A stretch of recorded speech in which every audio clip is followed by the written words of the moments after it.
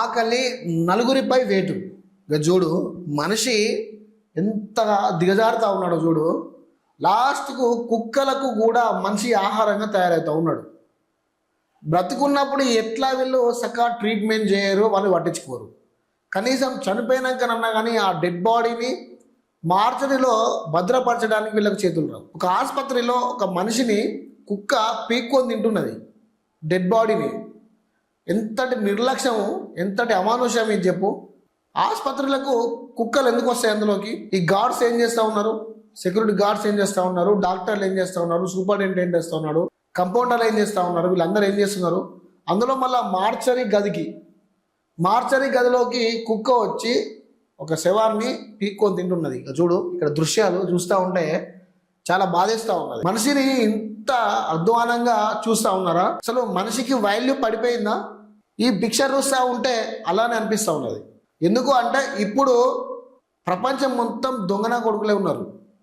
మనిషికి విలువ ఇవ్వట్లేదు, కేవలం డబ్బుకే విలువ ఇస్తున్నారు. ఎంత డబ్బు సంపాదిస్తే అంత వాల్యూ పెరుగుతూ ఉన్నది. నువ్వు దొంగ పని చేస్తావా, మంచి పని చేస్తావా, ఏది చేస్తావా, అదంతా కుజ్బినాయి. నీ దగ్గర 10-15 కోట్లు ఉన్నాయా, నీ కింద గులాం లెక్క తిరుగుతూనే ఉంటారు. నువ్వు తిట్టినా పడతారు, కొట్టినా పడతారు.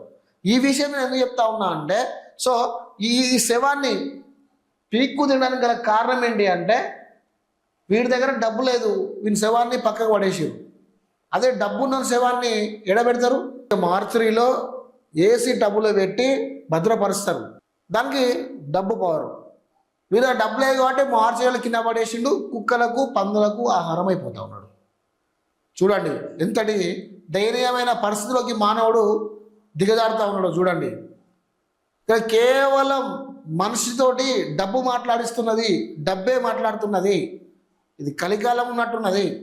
డబ్బే మనిషిని నడిపిస్తూ ఉన్నది, అంతే.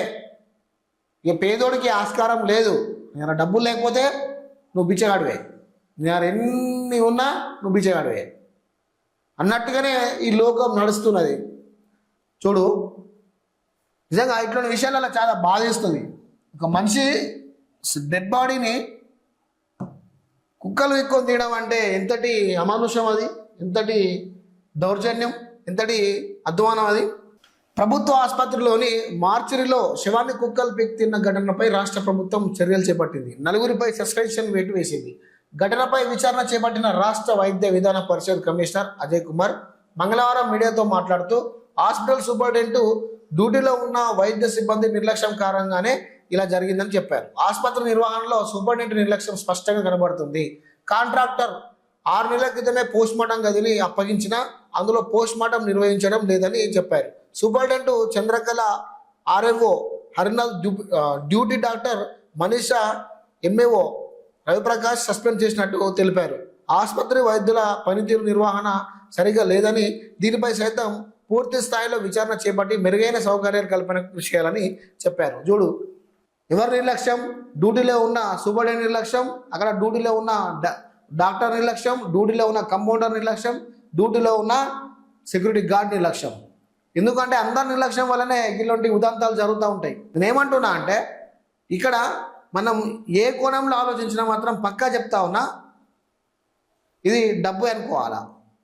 ఈ శవాన్ని అక్కడ వదిలేసిర్రు అంటే అంతే, ఇక ఏదో ఎవడో వదిలేరాక అంతది అనే ఉద్దేశం మీద వదిలేసారు అంతేడా.